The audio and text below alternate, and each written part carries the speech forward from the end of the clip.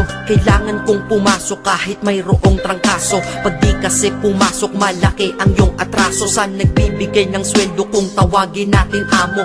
Kailangan doble kayod para amo ay maamo. Sa sobra mong trabaho parang ang